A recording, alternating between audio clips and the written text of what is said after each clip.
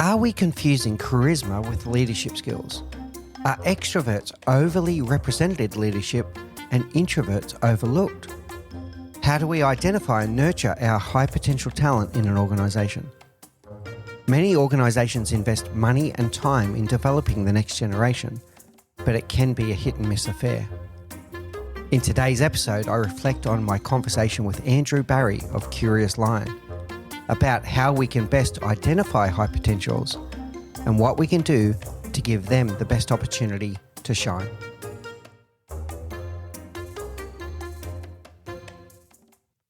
Earlier this week in episode 201, I was joined by Andrew Barry of Curious Lion. We had a deep conversation about how we identify and develop high potential talent in organisations.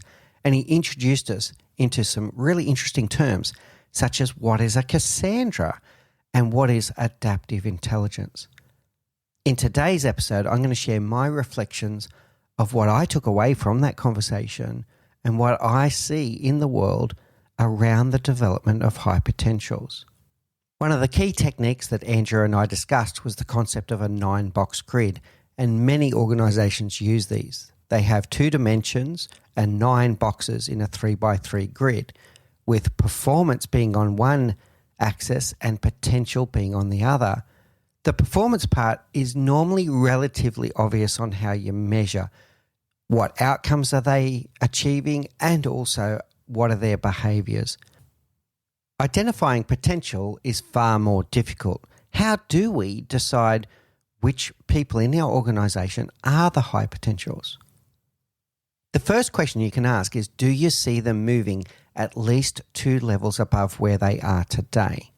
If we are going to invest a lot of time in them, where do we see them going? And to do that in a way that doesn't completely constrain them, you may be looking at things like lateral moves, diagonal moves. It's not just a vertical, do you see them taking their boss's job or their boss's job? Where do you see them fitting into the future of the organisation? And are they the one that we want to invest a lot of time, money and effort in? The first mistake I see many people make is to confuse charisma with leadership. There are many leaders in the world that were charismatic, but that doesn't mean that charisma is synonymous with leadership. This leads to extroverts getting more favourable attention and introverts often getting overlooked. But here is the challenge. What are some of the attributes that we look for in leaders?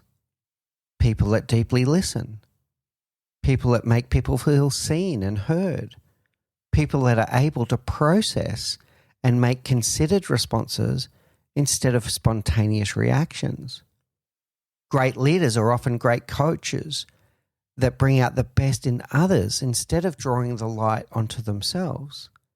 They create an environment where people can do their very best work. Many of these traits I've just described are the very same strengths of introverts. So the key first step is to really think about what are the attributes of future leaders that you're looking for in your organisation, to park any bias towards extroversion at the door and consider deeply, what are you really looking for here?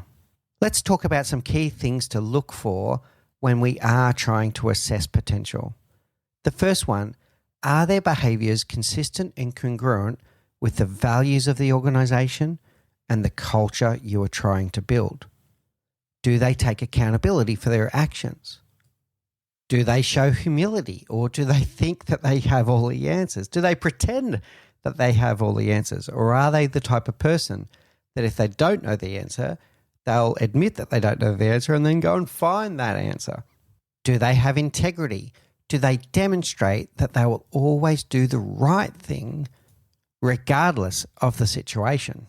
Do they have a creator mindset or a victim mindset? Quite often, our most vocal people in the organisation that get attention are people that have a victim mindset.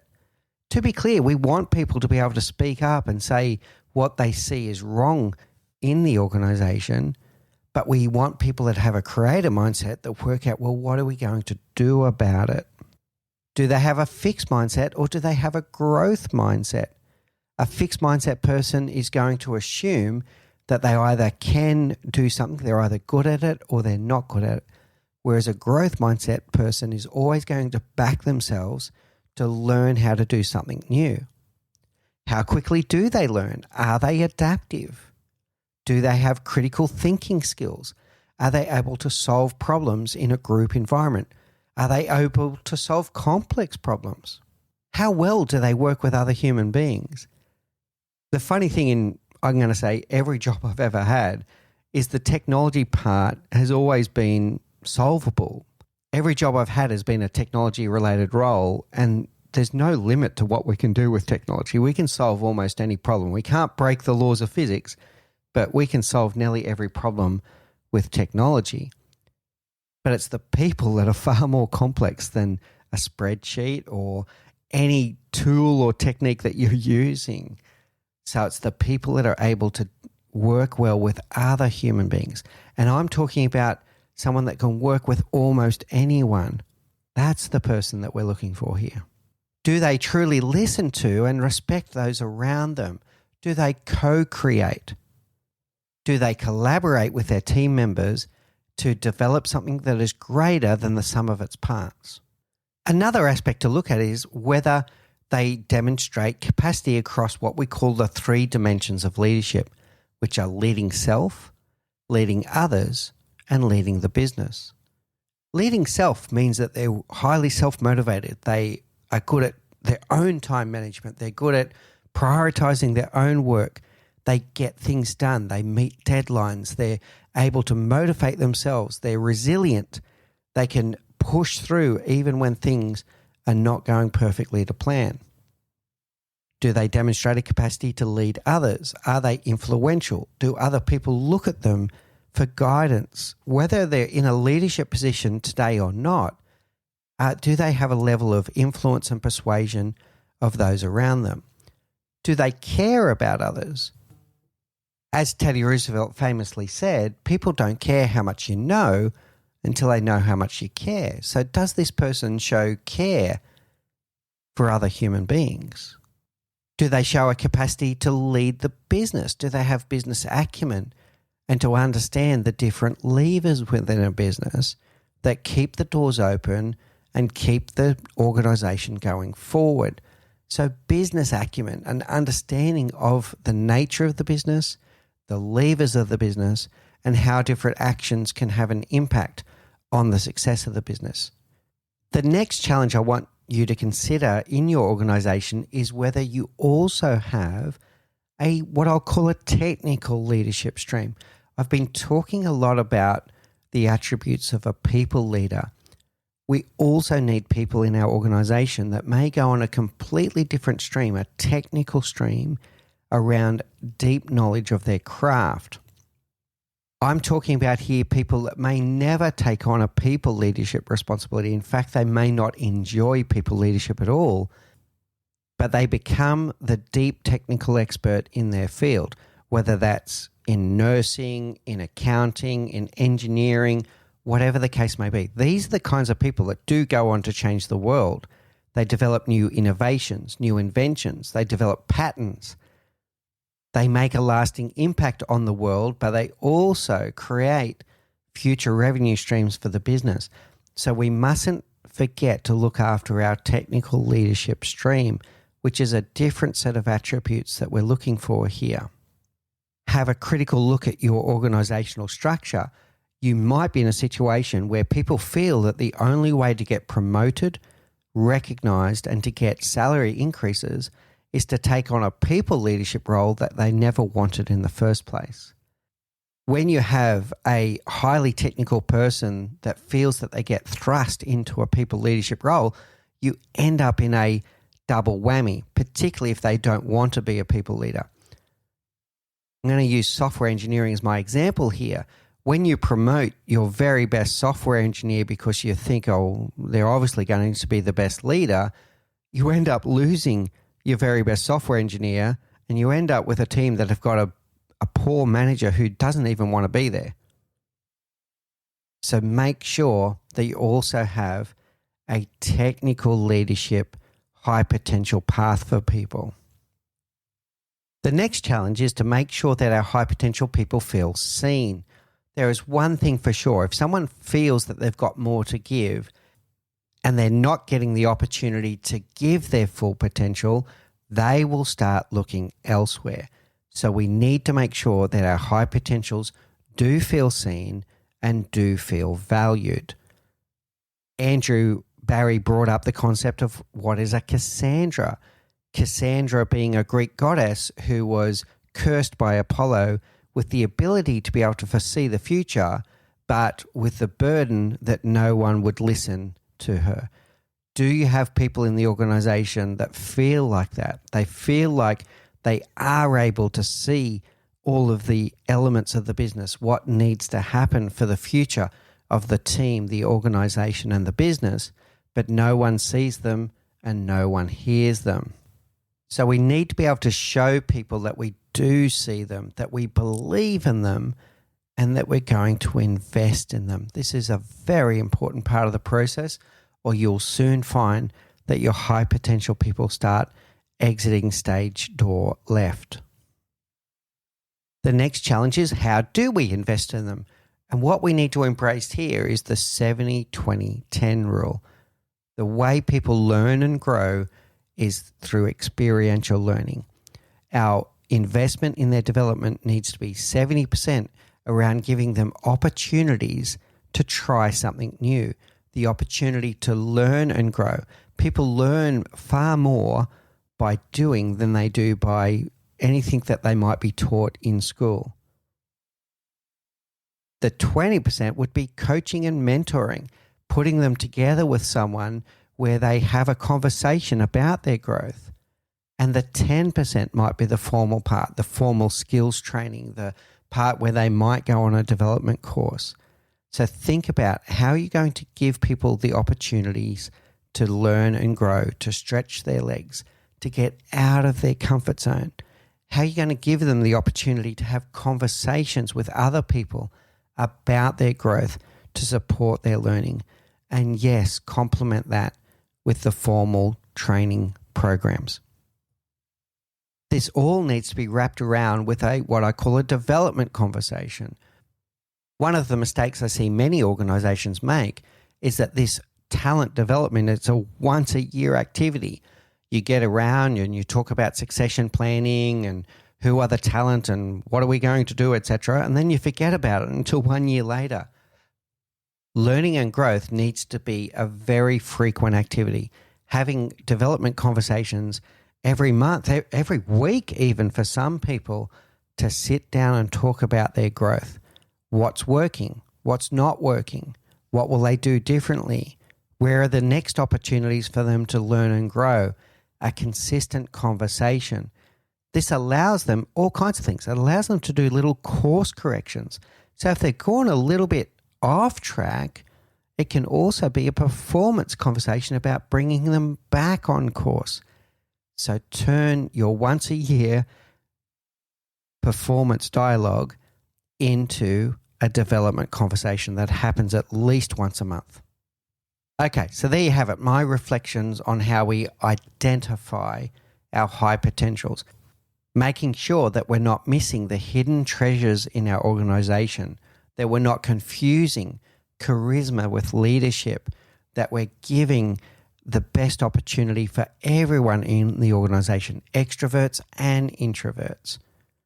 Once we identify that talent, make sure that they feel seen, make sure that they feel heard, make sure that they feel valued, or they're going to find somewhere else that does value them. And then invest.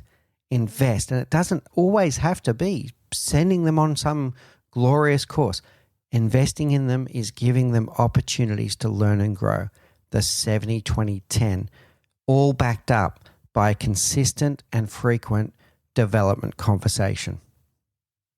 Okay, so now we move on to my weekly leadership reflections. For those that are new to the show, I've been practicing a daily reflection routine every day for the past 11 years.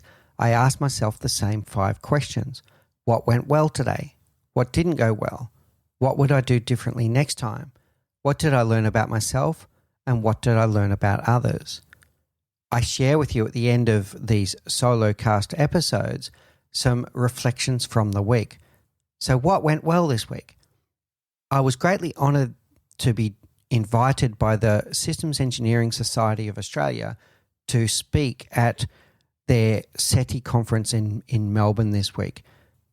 I was absolutely delighted with how the presentation went and how the audience engaged with what I was trying to share with them. It was a presentation about looking at innovation through an ethical lens. Systems engineers were all trained to think about the art of the possible.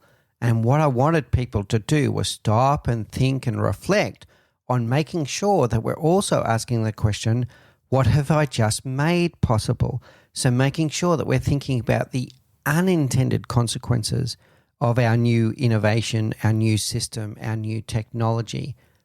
And I have to say it resonated really well with the audience. The reflection here is, why do I think the presentation went well? Well, I really took the time to understand the audience, to understand the content, and to really practice what I was going to share with them. I intentionally put into practice the things that I teach other people about presentation skills, about having clarity of message, about congruence of my body language, my imagery on the slides, which had very few text on the slides. It was just pictures. About using intentional pauses to emphasize the key parts of my speech, to engage the audience, to ask them some rhetorical questions so they felt that they were part of the journey, to use storytelling, relatable storytelling, stories that would resonate with everyone in the room to bring home the message of what I was trying to share with them. So I was very proud. I was very proud of how it went, and I'm going to reflect into future ones. This is part of learning what went well and why did it go well, so that the next time I get the honor of speaking at a conference, I take some of those positives from this week's presentation into my next opportunity. What didn't go well this week? Well, I have to stick up my hand here. I have not managed my energy as well this week. I overcommitted. I tried to do too much, and I'm feeling quite tired right now. It was a lesson to think about, what would I do differently next time? More self-care. To remember that I need time to rest and digest, not just run at 100 miles an hour every day. I perform better when I invest in my rest, my relaxation, time to myself at different times, family time, to spend time playing with Thomas. I'm going to say Thomas has probably missed me this week. I've been working too long hours. I've been too committed. I've been too overcommitted. So what will I do differently next time? Better prioritization of my time. I then perform better when I am rested. So it is like an investment. You don't have to run at 100 miles an hour every single day. Think about it like an Olympic athlete. An Olympic athlete does not train at 100% capacity every day. They prioritize their rest because they realize those moments are what allows them to rest and recover. So next time they go out onto the field, they're going to perform at their very best. What did I learn about myself? I do need to take that time. I do need to have some time, some clear time where it's just me thinking, no clutter, no distractions. That's what brings clarity in my life. That my family is really important to me, and that I've really missed Thomas this week. He's missed me, and I've missed him. Spending that time playing with his toys and watching the joy of the curiosity in his mind and the way that he makes up stories as he plays with his toys. What did I learn about others? I have seen a few situations this week where people are not truly listening to each other. They're waiting for their turn to talk. They're making assumptions about what the other person is saying instead of stopping and really getting curious about, what is this person trying to tell me right now?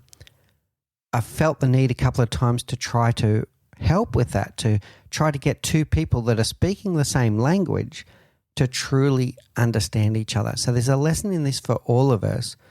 When we're in a conversation, are we focusing our entire time of what we are trying to express and not spending the time to try to understand what the other person is trying to say.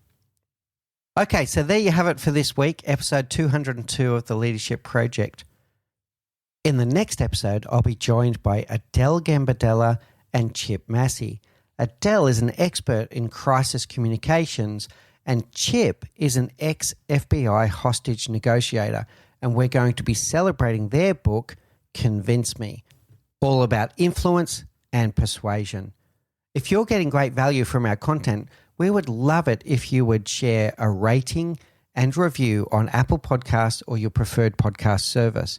You can also subscribe to the Leadership Project YouTube channel, where we bring you weekly videos, video podcasts, and live stream shows. We would also love it if you subscribe to our newsletter. We bring you weekly insights from the world of leadership, both things from the show and also things that we see in the wide world of leadership. Thank you for listening to The Leadership Project at mickspiers.com. A huge call out to Faris Sadek for his video editing of all of our video content, and to all of the team at TLP. Joanne Goes On, Gerald Calabo, and my amazing wife, Say Spears. I could not do this show without you. Don't forget to subscribe to the Leadership Project YouTube channel, where we bring you interesting videos each and every week. And you can follow us on social, particularly on LinkedIn, Facebook, and Instagram. Now, in the meantime, please do take care, look out for each other, and join us on this journey as we learn together and lead together.